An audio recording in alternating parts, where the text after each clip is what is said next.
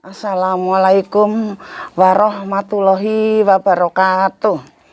Salam damai, tuwin sejahtera kangge kita sedaya.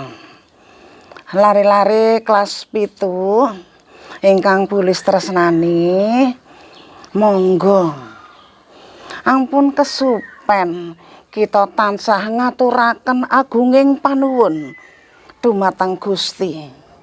Amargi Gusti ingkang tansah maringi kawilujengan bagas kuwarasan. Nah, wonten ing pepanggihan sakmenika lumantar Google Classroom Bulis badhe maringi materi basa Jawi. Dene kadenipun bercerita.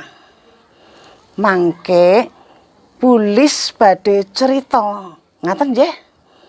Nggih. Ananging saderengipun Bulis kenalan rumiyin. Nggih. Asmanipun Lis Agustining. Nah. Dene dalemipun wonten perumahan Leduk Purnawira, Jalan Anjungan, nomor 356, RT 3, RT 8, Leduk.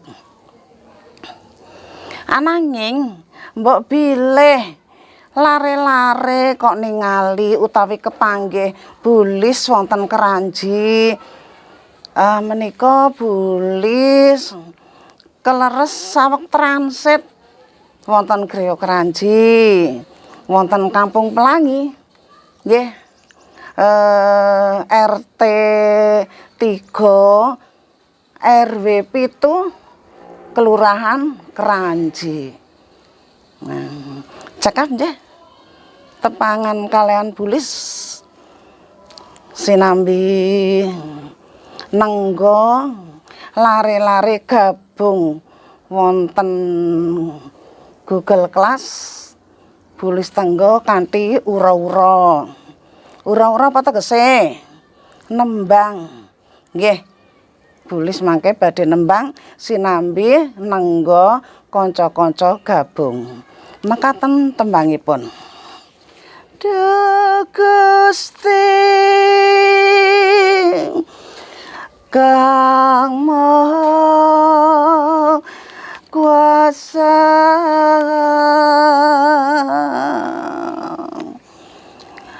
paringana pangapura tita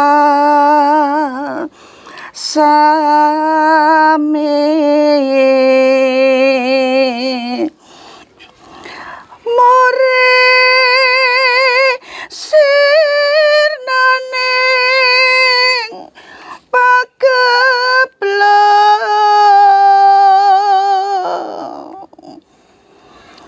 corona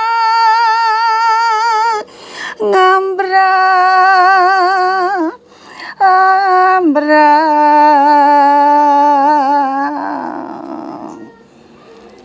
tepung gelang saindenging jagat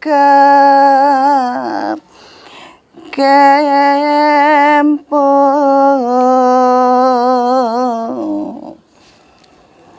ing griya kula mung donga corona enggal kabes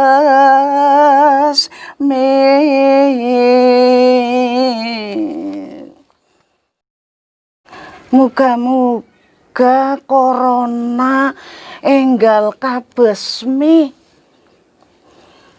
dadi kowe kabeh bisa sekolah meneh ya, ketemu karo kanca-kancamu, ketemu karo bapak guru lan ibu guru, uga ketemu karo Bulis. Bocah-bocah wis padha gabung kabeh ning Google Classroom. Bulis miwiti cerita. Nah, dene irah-irahane kirab boyongan saka guru si Panji. Mengko Bulis anggone cerita nganggo bahasa Banyumas, bahasa Penginyongan. Kaya iki ceritane. Jaman kemiyen Pendapa Kabupaten Banyumas panggonane kuwe ana ing Banyumas. Banjur diboyong ning bupati lan wargane maring kota ya kuwe ning Purwokerto. Nah, bupati rombongan mlaku karo nggawa saka sekang alun-alun Banyumas maring alun-alun Purwokerto. Amarga sakane abot, banjur golek nggawa gantian kanthi cara estafet. Nah, Bulis terus namaning. Dinane Jumat, wulan Februari tanggal 17 tahun 2017. Nah, waktu sore rombongan bupati nganakena kirab boyongan saka guru si Panji mlaku sekang alun-alun Banyumas maring alun-alun Purwokerto karo nggawa saka 3 sakane gedhe-gedhe.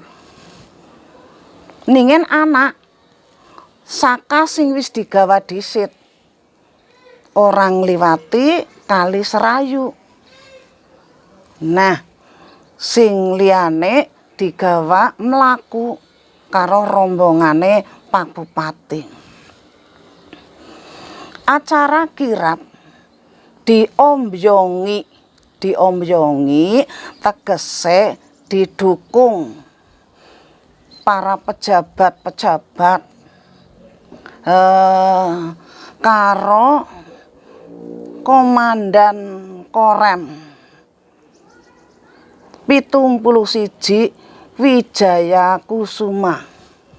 Waktu semono sing mimpin Kolonel Infanteri Suhardi. Nah, rombongane wis tekan alun-alun Purwokerto. Terus nganti sekiye angger bulan Februari tanggal 17 kuwe dianakna kirab kabeh mau kanggo ngelingna maring warga Banyumas supaya ngerti lan nguri-uri kabudayan Jawa. Ya. Jadi kowe kabeh angger pas nonton kirab Banyumas kowe asal usule miki-mikine anu boyongan Pendapa si Panji sing ana Banyumas pindah maring kota. Kowe mau kaya kowe.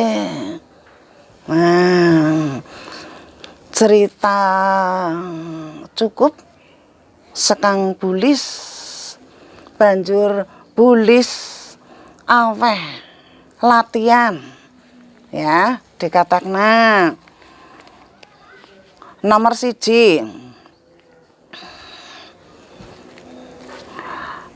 kirab Banyumas dianakna ing dina apa? Terus tanggal pira, wulane apa, tahun pira? Kuwi nomor 1. Nomor 2. Oh, tak bukake catatane. Nomor 2. Anggone nggawa saka kanthi gantian amarga kenang apa? Ayo. Nomor 3. Prosesi pindahan utawa boyongan diombyongi dening sapa? Mau Bulis wis ngendikan komandan titik-titik. Terus nomor 4. Tembung diombyongi tegese apa? Sing nomor 5. Jalur utama sing diliwati rombongan bupati. Kuwe jalure ngendi bae?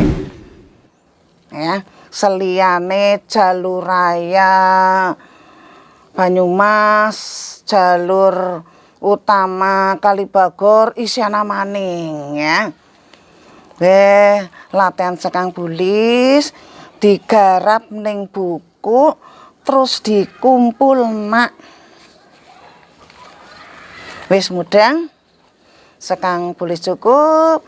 Bulis pungkasi wabillahi taufik wal hidayah. Wassalamualaikum warahmatullahi wabarakatuh. Sugeng siang.